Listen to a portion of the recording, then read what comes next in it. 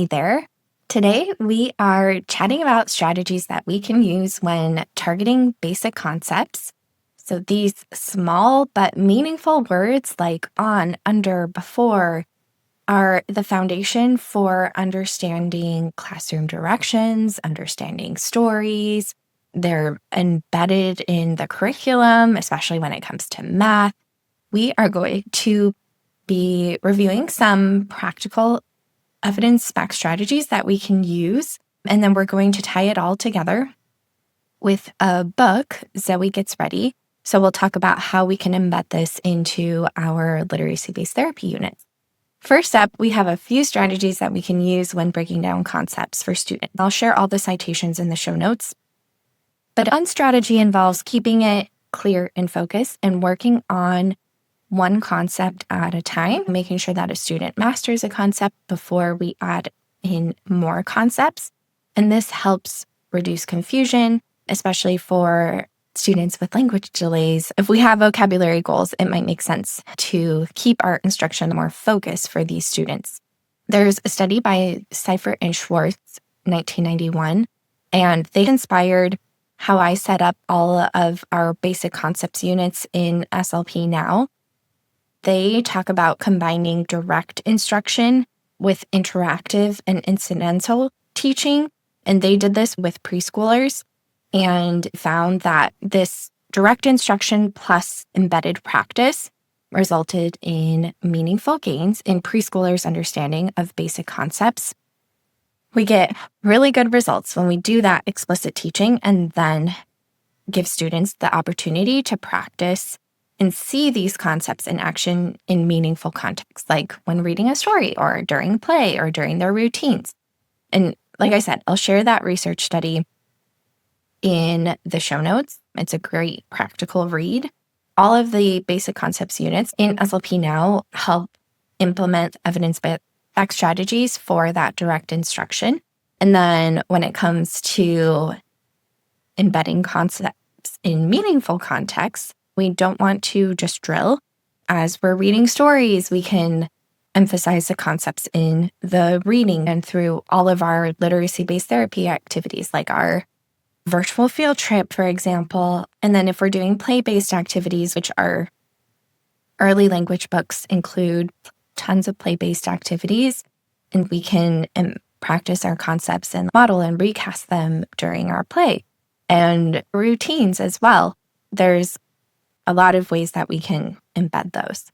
Then strategy 3 is interesting and nuanced depending on our student, but we want to use multiple exemplars, but we want to be strategic with how we're doing that. We want to expose students to the concept. Let's say our focus for our next therapy session is on the basic concept. We want to expose students to that concept in different contexts, whether it's play-based or during their daily routine and with different items. So put the apple on the table, put the toy on the floor. However, Nicholas et al., 2019, suggests limiting the variety of objects early on.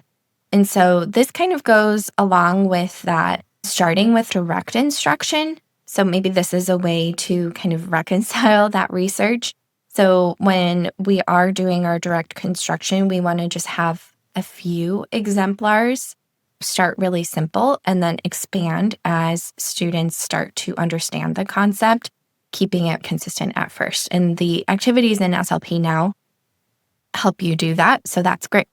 And then the fourth strategy is to pair verbal labels with iconic gestures or visuals. We can use gestures that look like what they mean. For the example with on, we can hold up our fist and put the other hand on the fist. That could be our iconic gesture for on, or put our hand under our fist for under, or like spreading our hands apart for big, or just do a little pinch for little. We can use those gestures or icon cards to represent the concept. There's the Voigt and Kosh, sorry if I butcher any of these names, from 2017, is the study that talks about iconic gestures supporting concept learning, we can use those gestures or other visuals to help support students. Keeping that gesture or icon consistent can help with understanding.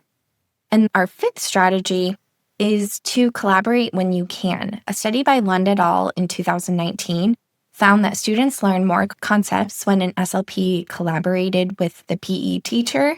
Pairing concept teaching with those movement activities might be part of what was happening, but it's also practicing those concepts in a meaningful activity. So again, bringing us back to strategy number 2, but that's another really good one. So those are our 5 strategies. And now we'll take a quick minute to chat about what this could look like. The book that I picked to demonstrate how we can target basic concepts using literacy-based therapy is Zoe Gets Ready. And so let's say we're focusing on. So we'll use that iconic gesture throughout. If the on is a totally new concept, we might want to start with that structured teaching activity. If you are a member of SLP now, you can go to the Therapy Plans tab and type in Zoe Gets Ready, and then go to the Targets tab, and you'll see all of the basic concepts there. If you click on, it'll launch the structured teaching activity for on. And this will give the student different exemplars, and it'll use the evidence-backed strategies that were pulled from the Cipher and Schwartz article and help you do that direct instruction. So before we dive into the thematic unit, we can do that structured practice. Once we've gotten exposure to that target, we might want to revisit that activity multiple times, depending on how helpful it is for the student. Once we do that, then we can dive into the actual contextualized activities. So what those can look like throughout the unit is pre-story knowledge activation. We might do a virtual field trip, like a YouTube video of different outfits. And so that can be something that we can do for the virtual field trip, or we can look through the pictures of the book and talk about what we know about clothing and dress up. Throughout those activities, we can model and recast examples, like she's putting on the tiara and she's putting on the boots. And then we can use our iconic gestures or our visual icon to emphasize that. We can do activities too. If you have a doll set with different clothing items, that can be a way to introduce the vocabulary that's going to be in the story. We could also use that for phase 4 of the unit. For step 2, when we're actually reading the book, we can model the concepts naturally and maybe just put a slight emphasis on them and talk about the things that are happening, like emphasizing the on as it's happening on the story pages.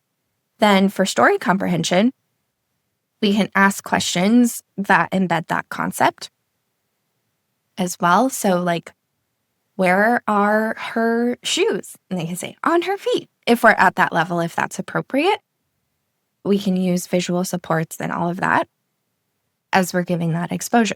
Then for step 4, this is where we can revisit the unit. We can do some more of those play-based activities. In the early language unit, we have tons of play-based activity suggestions, like the dress-up activity. Check out the unit for even more ideas. And then for step 5, this is typically the parallel story, so we can act out the story as the comprehension type of activity. This is a great meaningful context to target whatever basic concepts we're focusing on throughout the unit. They can create their own version of the story and act it out, and then we can emphasize those concepts, and yeah, that's super fun. Our takeaways here: teach one concept at a time. Embed those concepts in meaningful contexts after direct instruction. Use multiple exemplars. Starting with just one exemplar in the beginning might work better for some of our students. Using iconic gestures or visuals, and then collaborate when we can, embedding these concepts in the classroom, in PE, during snack time, all of that. So that is a recap of our strategies for basic concepts. I'd love to hear how you are using these, and check out the show notes for the research articles, and all of that good stuff. If you are not a member of SLP Now yet, you can sign up for a free trial to check out the therapy plan and all of the activities I mentioned.